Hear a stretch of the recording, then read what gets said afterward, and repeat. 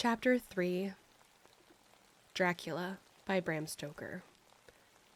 Jonathan Harker's journal continued. When I found that I was a prisoner, a sort of wild feeling came over me. I rushed up and down the stairs, trying every door and peering out of every window I could find. But after a little, the conviction of my helplessness overpowered all other feelings. When I look back, after a few hours, I think I must have been mad for the time, for I behaved much as a rat does in a trap. When, however, the conviction had come to me that I was helpless, I sat down quietly as I have ever done anything in my life, and began to think over what was best to be done. I am thinking still, and as yet have come to no definite conclusion. Of one thing only am I certain, that it is no use making my ideas known to the Count. He knows well that I am imprisoned, and as he has done it himself, and has doubtless his own motives for it, he would only deceive me if I trusted him fully with the facts. As far as I can see, my only plan will be to keep my knowledge and my fears to myself, and my eyes open. I am, I know, either being deceived, like a baby, by my own fears, or else I am in desperate straits, and if the latter be so, I need, and shall need, all my brains to get through. I had hardly come to this conclusion when I heard the great door below shut, and knew that the Count had returned. He did not come at once into the library, so I went cautiously to my own room and found him making the bed. This was odd, but only confirmed what I had all along thought, that there were no servants in the house. When later I saw him through the chink of the hinges of the door, laying the table in the dining room, I was assured of it, for if he does himself all of these menial offices, surely it is proof that there is no one else to do them. This gave me a fright, for if there is no one else in the castle, it must have been the Count himself who was the driver of the coach that brought me here. This is a terrible thought, for if so, what does it mean that he could control the wolves, as he did, by only holding up his hand in silence? How is it that all the people at Bistritz and on the coach had some terrible fear for me? What meant the giving of the crucifix, of the garlic, of the wild rose, of the mountain ash?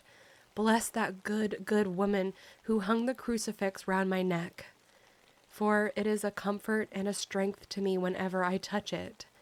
It is odd that a thing which I have been taught to regard with disfavor and as idolatrous should in a time of loneliness and trouble be of help.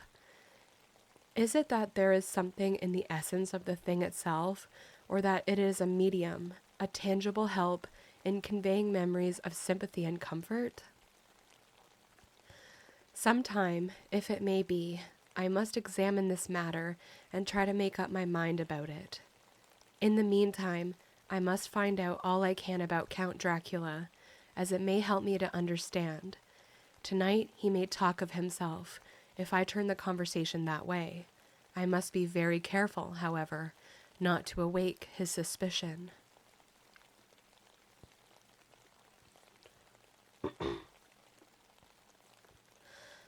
Midnight. I have had a long talk with the Count. I asked him a few questions on Transylvania history, and he warmed up to the subject wonderfully. In his speaking of things and people, and especially of battles, he spoke as if he had been present at them all. This he afterwards explained by saying that to a boyar the pride of his house and name is his own pride, that their glory is his glory, that their fate is his fate. Whenever he spoke of his house, he always said we, and spoke almost in the plural, like a king speaking. I wish I could put down all he said, exactly as he said it, for to me it was most fascinating. It seemed to have in it a whole history of the country. He grew excited as he spoke, and walked about the room pulling his great white mustache and grasping anything on which he laid his hands as though he would crush it by main strength. One thing he said, which I shall put down as nearly as I can, for it tells in its way the story of his race.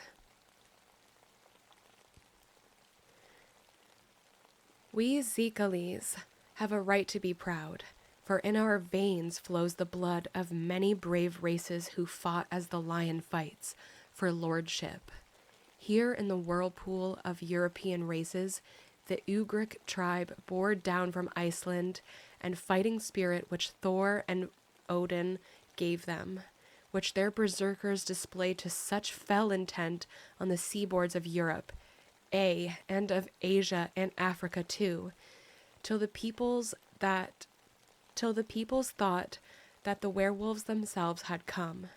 Here too, when they came, they found the Huns, whose warlike fury had swept the earth like a living flame, till the dying peoples held that in their veins ran the blood of those old witches, who, expelled from Scythia, had mated with the devils in the desert. Fools! Fools! What devil or what witch was ever so great as Attila, whose blood is in these veins? He held up his arms. Is it a wonder that we were a conquering race? That we were proud? That when the Magyar, the Lombard, the Avar, the Bulgar, or the Turk poured his thousands on our frontiers, we drove them back? Is it strange that when Arpad and his legions swept through the Hungarian fatherland, he found us here when he reached the frontier? That the Honfoglalas was completed there? And when the Hungarian flood swept eastward, the Xoxos were claimed as kindred by the victorious Magyars, and to us for centuries was trusted the guarding of the frontier of Turkey land. Aye, and more than that, endless duty of the frontier guard, for, as the Turks say, water sleeps and enemy is sleepless. Who more gladly than we throughout the 4 nations received the bloody sword, or at its warlike call flocked quicker to the standard of the king? When was redeemed that great shame of my nation, the shame of Kosova, when the flags of the Wallach and the Magyar went down beneath the crescent? Who was it but one of my own race who as voivode crossed the Danube and beat the Turk on his own ground? This was a Dracula indeed. Woe was it that his own unworthy brother, when he had fallen, sold his people to the Turk and brought the shame of slavery on them. Was it not this Dracula indeed who inspired that other of his race who in a later age again and again brought his forces over the great river into Turkey land? Who, when he was beaten back, came again and again and again, though he had to come alone from the bloody field where his troops were being slaughtered, since he knew that he alone could ultimately triumph. They said that he thought only of himself. Bah! What good are peasants without a leader? Where ends the war without a brain and heart to conduct it? Again, when, after the Battle of Mohawks, we threw off the Hungarian yoke, we of the Dracula blood were amongst their leaders, for our spirit would not brook that we were not free. Ah, young sir, the Xoxos, and the Dracula as their heart's blood, their brains, and their swords, can boast a record that mushroom growths like the Habsburgs and the Romanovs can never reach. The warlike days are over. Blood is too precious a thing in these days of dishonorable peace, and the glories of the great races are as a tale that is told. It was by this time close on morning, and we went to bed. Memo. This diary seems horribly like the beginning of the Arabian Nights, for everything has to break off at cockcrow, or like the ghost of Hamlet's father.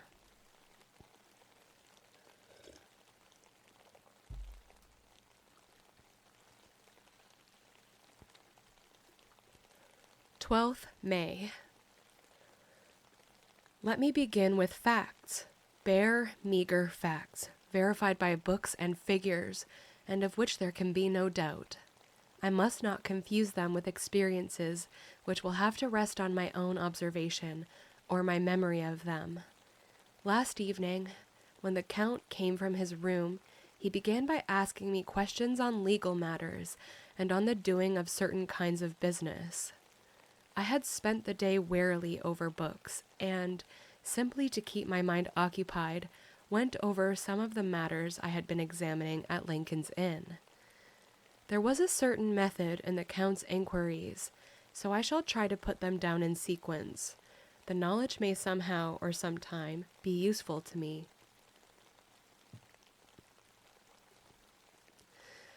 First, he asked if a man in England might have 2 solicitors or more. I told him he might have a dozen if he wished, but that it would not be wise to have more than one solicitor engaged in one transaction, as only one could act at a time, and that to change would be certain to militate against his interest. He seemed thoroughly to understand, and went on to ask if there would be any practical difficulty in having one man to attend, say, to banking, and another to look after shipping, in case local help were needed in a place far from the home of the banking solicitor. I asked him to explain more fully, so that I might not by any chance mislead him, so he said, "I shall illustrate. Your friend and mine, Mr. Peter Hawkins, from under the shadow of your beautiful cathedral at Exeter, which is far from London, buys for me through your good self my place at London. Good! Now here let me say frankly, lest you should think it strange that I have sought the services of one so far off from London instead of some one resident there, that my motive was that no local interest might be served save my wish only. And as one of London residents might, perhaps, have some purpose of himself or friend to serve, I went thus afield to seek my agent, whose labors should be only to my interest.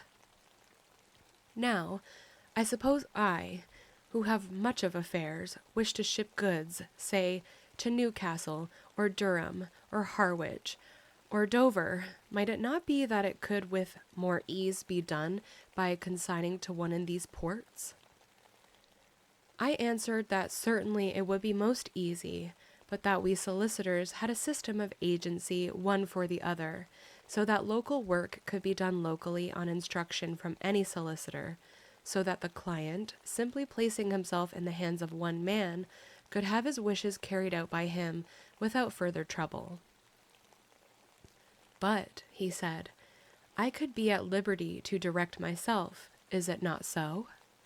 Of course, I replied, and such is often done by men of business who do not like the whole of their affairs to be known by any one person.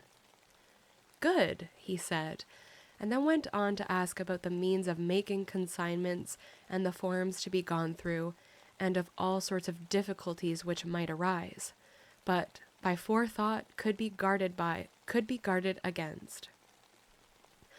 I explained all these things to him to the best of my ability, and he certainly left me under the impression that he would have made a wonderful solicitor, for there was nothing that he did not think of or foresee.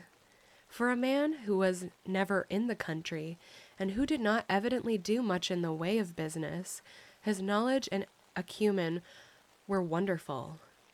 When he had satisfied himself on these points of which he had spoken, and I had verified all as well as I could by the books available, he suddenly stood up and said, "Have you written since your first letter to our friend Mr. Peter Hawkins, or to any other?"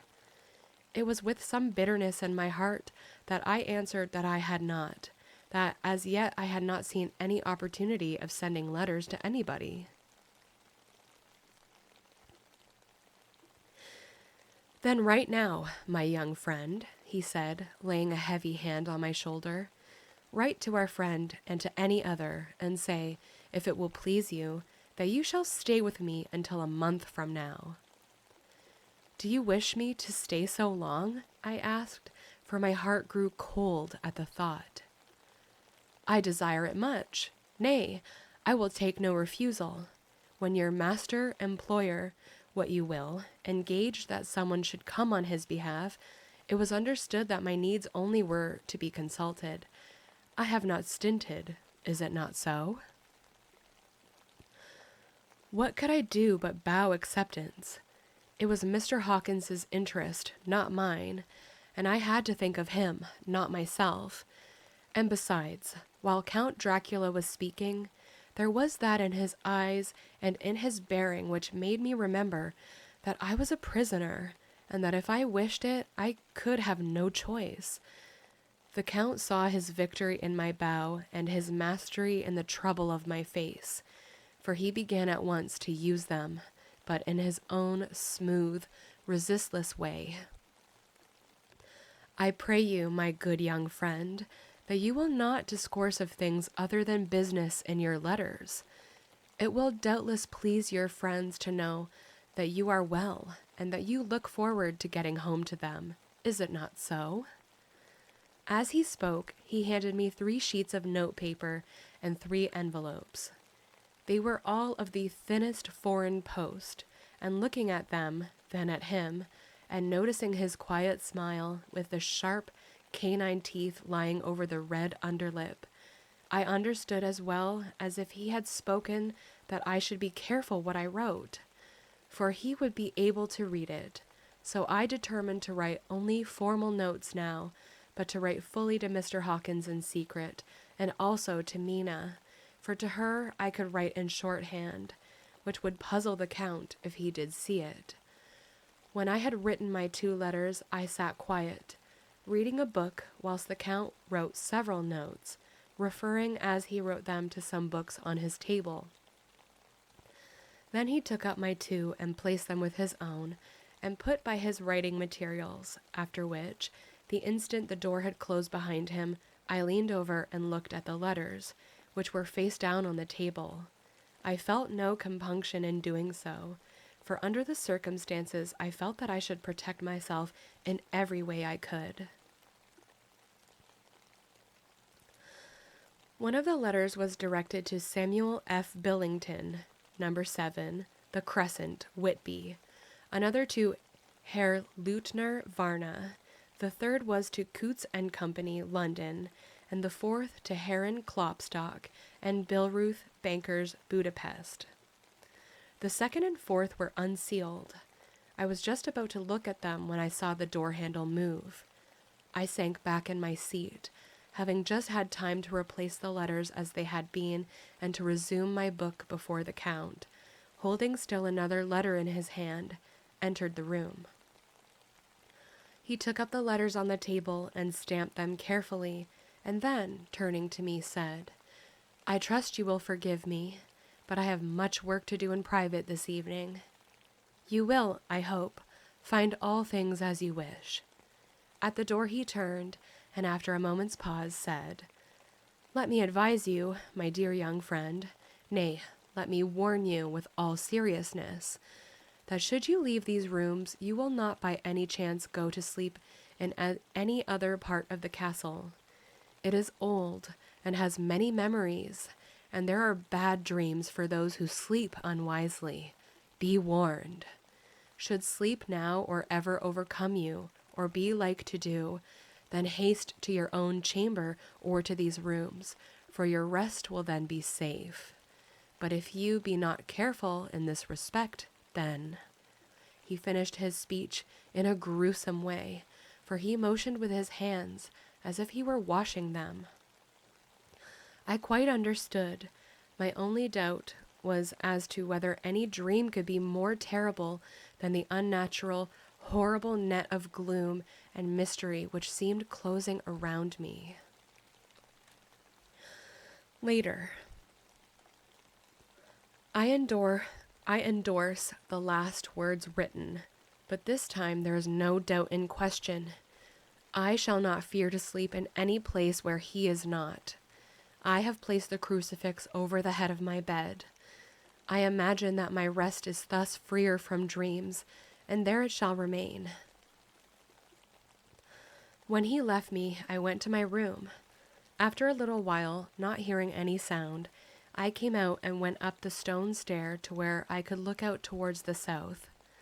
There was some sense of freedom in the vast expanse, inaccessible though it was to me, as compared with the narrow darkness of the courtyard. Looking out on this, I felt that I was indeed in prison, and I seemed to want a breath of fresh air, though it were of the night. I am beginning to feel this nocturnal existence tell on me. It is destroying my nerve. I start at my own shadow, and am full of all sorts of horrible imaginings. God knows that there is ground for my terrible fear in this accursed place. I looked out over the beautiful expanse, bathed in soft yellow moonlight, till it was almost as light as day. In the soft light, the distant hills seemed melted. In the soft light, the distant hills became melted, and the shadows in the valleys and gorges of velvety blackness, the mere beauty seemed to cheer me. There was peace and comfort in every breath I drew. As I leaned from the window, my eye was caught by something, moving a story below me, and somewhat to my left, where I imagined, from the order of the rooms, that the window of the Count's own room would look out. The window at which I stood was tall and deep, stone-mullioned, and though weather-worn, was still complete, but it was evidently many a day since the case had been there. I drew back behind the stonework and looked carefully out. What I saw was the Count's head coming out from the window. I did not see the face, but I knew the man by the neck and the movement of his back and arms. In any case, I could not mistake the hands which I had so many opportunities of studying. I was at first interested and somewhat amused, for it is wonderful how small a matter will interest and amuse a man when he is a prisoner. But my very feelings changed to repulsion and terror when I saw the whole man slowly emerge from the window and begin to crawl down the castle wall over the dreadful abyss, face down, with his cloak spreading out around him like great wings. At first, I could not believe my eyes. I thought it was some trick of the moonlight, some weird effect of shadow, but I kept looking, and it could be no delusion. I saw the fingers and toes grasp the corners of the stones, worn clear of the mortar by the stress of years, and by thus using every projection and inequality move downwards with considerable speed, just as a lizard moves along a wall. What a manner of man is this, or what manner of creature is it in the semblance of man? I feel the dread of this horrible place overpowering me. I am in fear, in awful fear, and there is no escape for me. I am encompassed about with terrors that I dare not think of. 15th May. Once more have I seen the Count go out in his lizard fashion. He moved downwards in a sidelong way, some 100 feet down, and a good deal to the left. He vanished into some hole or window. When his head had disappeared, I leaned out to try and see more, but without avail. The distance was too great to allow a proper angle of sight. I knew he had left the castle now, and thought to use the opportunity to explore more than I had dared to do as yet. I went back to the room, and taking a lamp, tried all the doors. They were all locked, as I expected, and the locks were comparatively new. But I went down the stone stairs to the hall where I had entered originally. I found I could pull back the bolts easily enough and unhook the great chains, but the door was locked and the key was gone. The key must be in the Count's room. I must watch should his door be unlocked, so that I may get it and escape. I went on to make a thorough examination of the various stairs and passages, and to try the doors that opened from them. 1 or 2 small rooms near the hall were open, but there was nothing to be seen in them except old furniture, dusty with age and moth-eaten. At last, however, I found one door at the top of the stairway which, though it seemed to be locked, gave a little under pressure. I tried it harder and found that it was not really locked, but that the resistance came from the fact that the hinges had fallen somewhat and the heavy door rested on the floor. Here was an opportunity which I might not have again, so I exerted myself, and with many efforts forced it back so that I could enter. I was now in a wing of the castle, further to the right than the rooms I knew, and a story lower down. From the windows I could see that the suite of rooms lay along to the south of the castle, the windows of the end room looking out west and south. On the latter side, as well as to the former, there was a great precipice. The castle was built on the corner of a great rock, so that on 3 sides it was quite impregnable, and great windows were placed here where sling or bow or culverin could not reach, and consequently light and comfort, impossible to a position which had to be guarded, were secured.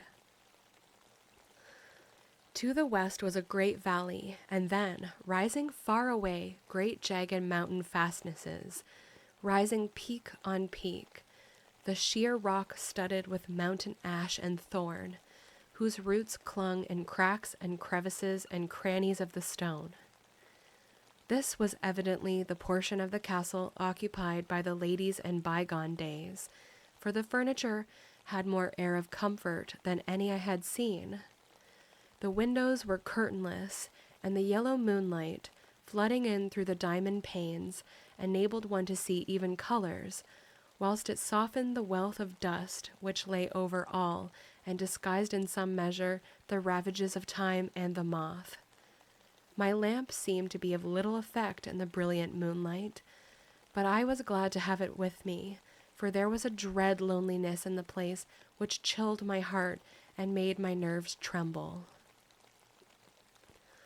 Still, it was better than living alone in the rooms which I had come to hate from the presence of the Count, and after trying a little to school my nerves, I found a soft quietude come over me. Here I am, sitting at a little oak table, where in old times possibly some fair lady sat to pen, with much thought and many blushes, her ill-spelt love letter, and writing in my diary in shorthand all that has happened since I closed it last. It is 19th century up to date with a vengeance. And yet, unless my senses deceive me, the old centuries had, and have, powers over their own, which were modernity cannot kill. Later, the morning of 16th May. God preserve my sanity, for to this I am reduced. Safety and the assurance of safety are things of the past. Whilst I live on here, there is but one thing to hope for, that I may not go mad, if, indeed, I be not mad already. If I be sane, then, surely, it is maddening to think that of all the foul things that lurk in this hateful place, the Count is the least dreadful to me, that to him alone I can look for safety, even though this be only whilst I can serve his purpose. Great God, merciful God, let me be calm, for out of that way lies madness indeed. I begin to get new lights on certain things which have puzzled me. Up to now, I never quite knew what Shakespeare meant when he made Hamlet say, "My tablets, quick, my tablets! 'Tis meet that I put it down," etc. For now, feeling as though my own brain were unhinged, or as if the shock had come which must end it in its undoing, I turned to my diary for repose. The habit of entering accurately must help to soothe me.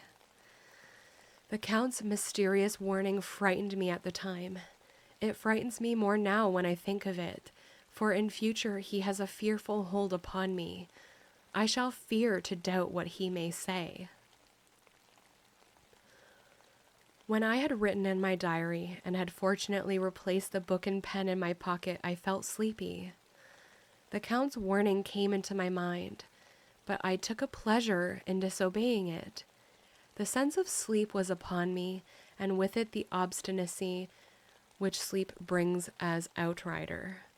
The soft moonlight soothed, and the wide expanse without gave a sense of freedom which refreshed me. I determined not to return tonight to the gloom-haunted rooms, but to sleep here, where, of old, ladies had sat and sung and lived sweet lives, whilst their gentle breasts were sad for their menfolk, away in the midst of remorseless wars. I drew a great couch out of its place near the corner, so that as I lay, I could look at the lovely view to east and south, and, unthinking of and uncaring for the dust, composed myself for sleep. I suppose I must have fallen asleep. I hope so, but I fear, for all that followed was startlingly real. So real that now, sitting here in the broad, full sunlight of the morning, I cannot in the least believe that it was all sleep. I was not alone. The room was the same, unchanged in any way since I came into it. I could see along the floor, in the brilliant moonlight, my own footsteps marked where I had disturbed the long accumulation of dust. In the moonlight opposite me were 3 young women, ladies by their dress and manner. I thought at the time that I must be dreaming when I saw them, for, though the moonlight was behind them, they threw no shadow on the floor. They came close to me, and looked at me for some time, and then whispered together. 2 were dark, and had high aquiline noses, like the Count, and great dark piercing eyes that seemed to be almost red when contrasted with the pale yellow moon. The other was fair as can be, with great wavy masses of golden hair and eyes like pale sapphires.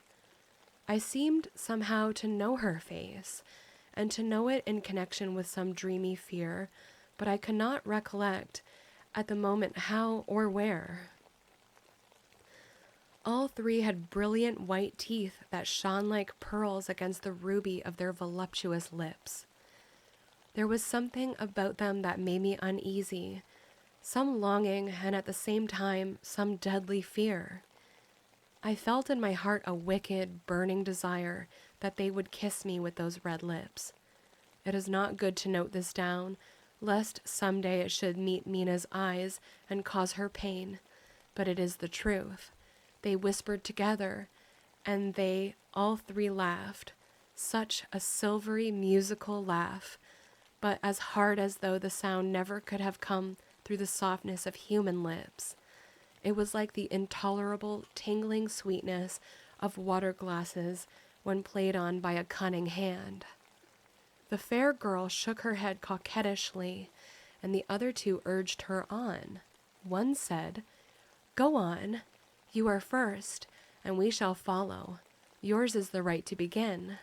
The other added, "He is young and strong.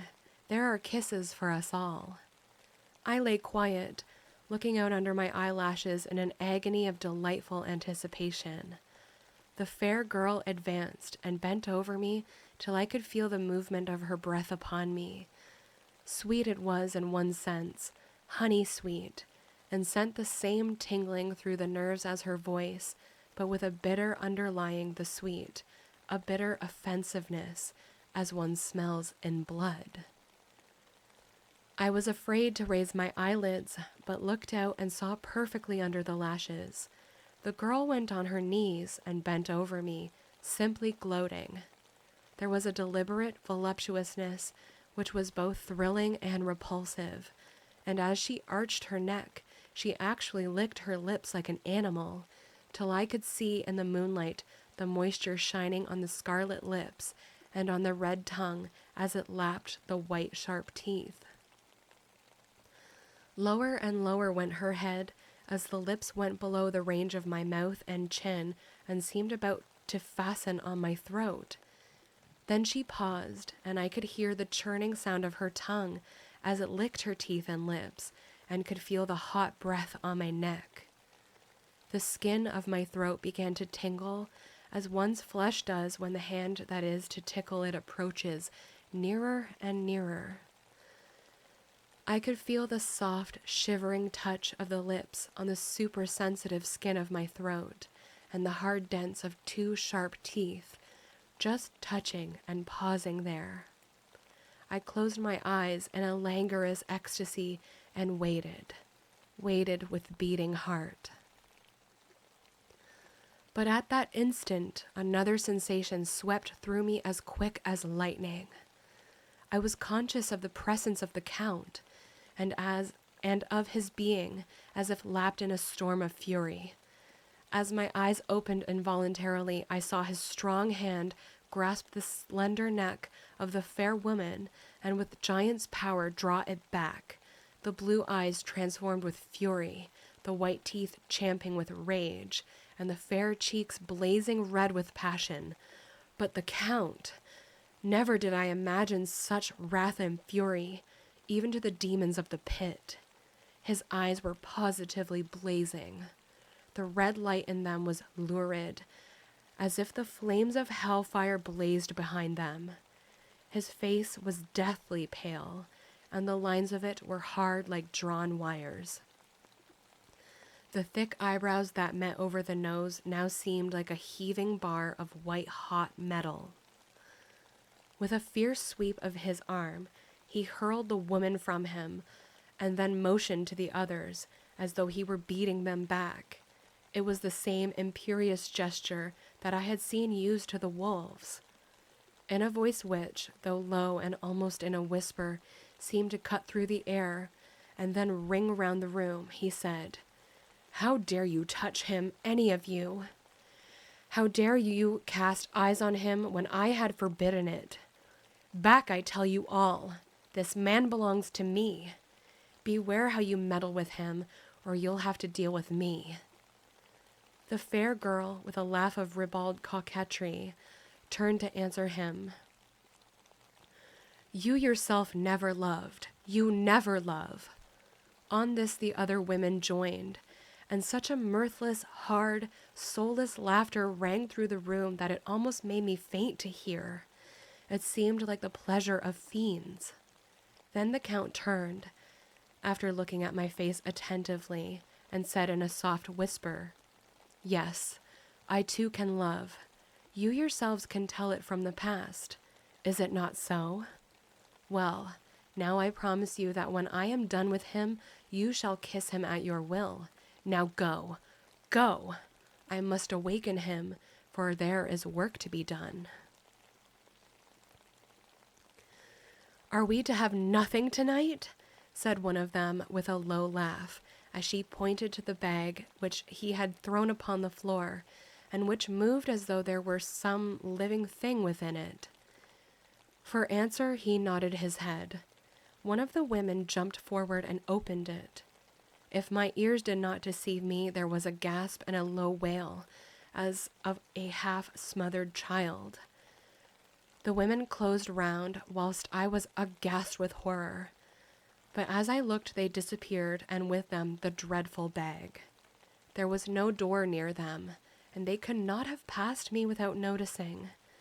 They simply seemed to fade into the rays of the moonlight and pass out through the window, for I could see outside the dim, shadowy forms for a moment before they entirely faded away. Then the horror overcame me, and I sank down unconscious.